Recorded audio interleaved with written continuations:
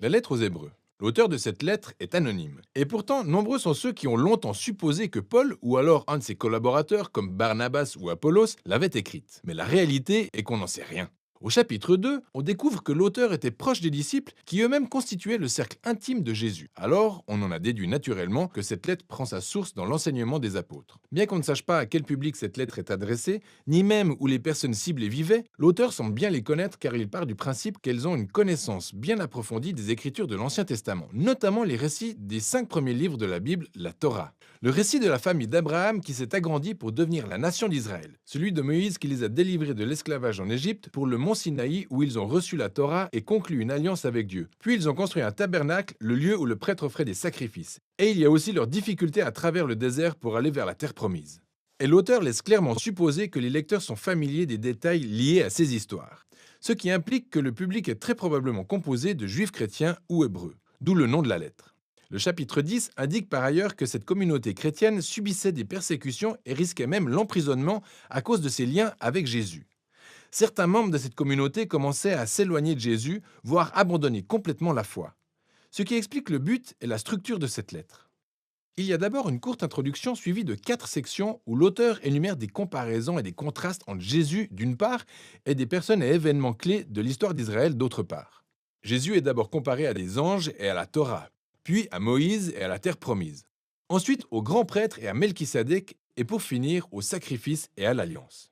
Et en relevant tous ces contrastes, l'auteur a 2 objectifs principaux. Le premier est d'élever Jésus à un niveau supérieur à toute autre personne et à tout autre contexte, démontrant que Jésus est digne de toute leur confiance et de toute leur dévotion. Et le second objectif consiste à inciter les lecteurs à rester fidèles à Jésus, même dans la persécution. C'est pourquoi il émet dans chaque section une sévère mise en garde sur le fait d'abandonner Jésus. Voyons plus en détail comment tout cela se déroule. Le statut élevé de Jésus est mis en avant dès la première phrase de l'introduction. À bien des reprises et de bien de manières, Dieu a parlé autrefois à nos ancêtres. Et maintenant, dans ces jours qui sont les derniers, il nous a parlé par le Fils. Ainsi, l'auteur classe Jésus largement au-dessus de toutes les voies antérieures par lesquelles Dieu s'est révélé à Israël. Il fait même cette étonnante déclaration selon laquelle Jésus est le rayonnement de la gloire de Dieu et l'expression parfaite de son être. Ces métaphores sont en fait les plus proches similitudes qu'on puisse faire entre Jésus et Dieu. Autrement dit, Jésus est à Dieu ce que les rayons de lumière sont au soleil. Ou encore, Jésus est à Dieu ce que l'empreinte de cire est au sceau. Pour cet auteur, il n'y a pas d'autre Dieu que Jésus. Jésus est Dieu devenu l'homme sous la forme du Fils. Et c'est cette vision suprême de Jésus qui est par la suite relatée tout au long de la lettre. Dans la première section, l'auteur compare Jésus aux anges, ce qui peut sembler assez bizarre. Enfin, pourquoi des anges? Dans la tradition juive, on enseigne selon Deutéronome chapitre 33, verset 2, que la Torah et les paroles de Dieu ont été données à Moïse sur le mont Sinaï par les anges. Par conséquent, en disant que Jésus est supérieur aux anges, l'auteur déclare que Jésus et son message de la bonne nouvelle sont supérieurs à tous les précédents messagers de la parole de Dieu. Et la première mise en garde découle de ce point. Si le peuple d'Israël a été amené à suivre scrupuleusement les instructions de la Torah communiquées par les anges, à combien plus forte raison devrions-nous nous conformer au message adressé par le Fils de Dieu?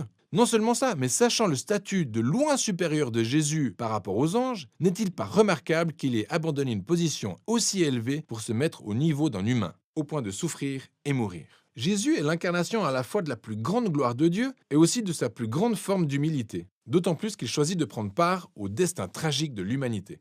Au chapitre 3 et 4, l'auteur continue son argumentaire en proclamant la supériorité de Jésus par rapport à Moïse, qui a dirigé le peuple d'Israël à travers le désert et bâti le tabernacle.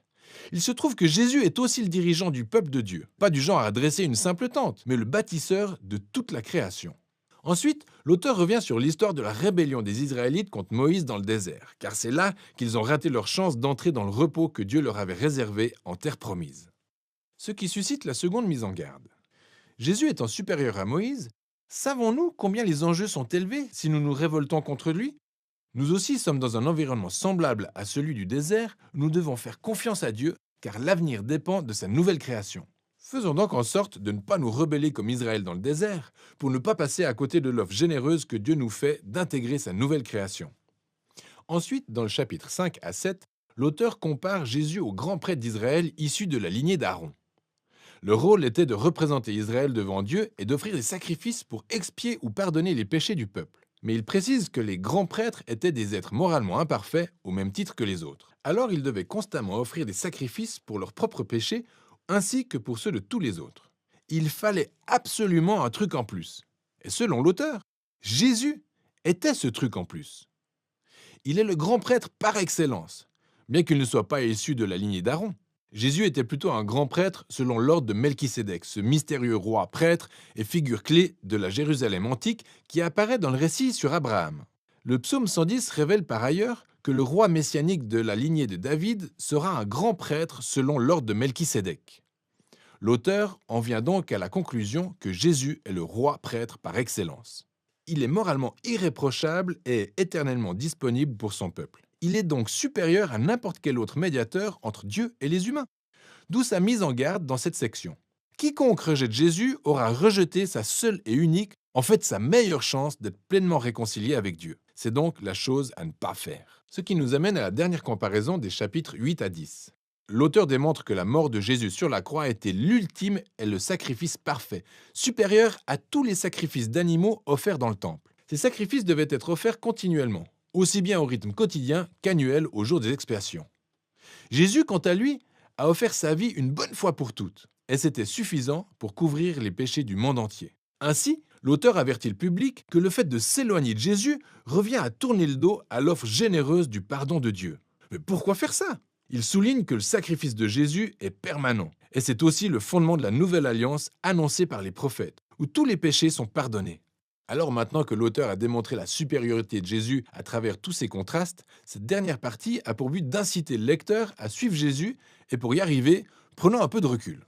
En Jésus, on découvre la parole de Dieu incarnée. C'est en Jésus que demeure l'espérance de la nouvelle création. Jésus est le grand prêtre éternel, et il est le sacrifice parfait. Et désormais, chacun doit s'inspirer des illustres modèles de la foi répertoriés tout au long du récit des Écritures et demeurer fidèle à Jésus en gardant l'assurance que malgré toutes les épreuves et les persécutions, Dieu n'abandonnera pas son peuple.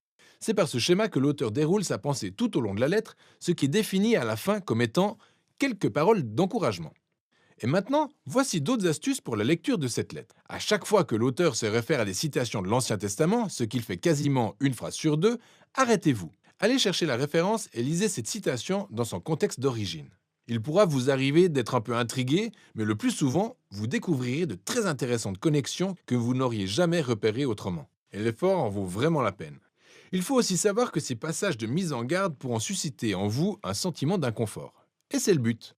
Ils ne sont pas là pour susciter de la crainte en vous, mais pour vous montrer qu'il est insensé de rejeter Jésus tout simplement parce qu'il est inégalable. Et toutes ces mises en garde servent à relayer l'objectif principal de la lettre, qui est de démontrer que Jésus est la révélation par excellence de l'amour et de la miséricorde de Dieu.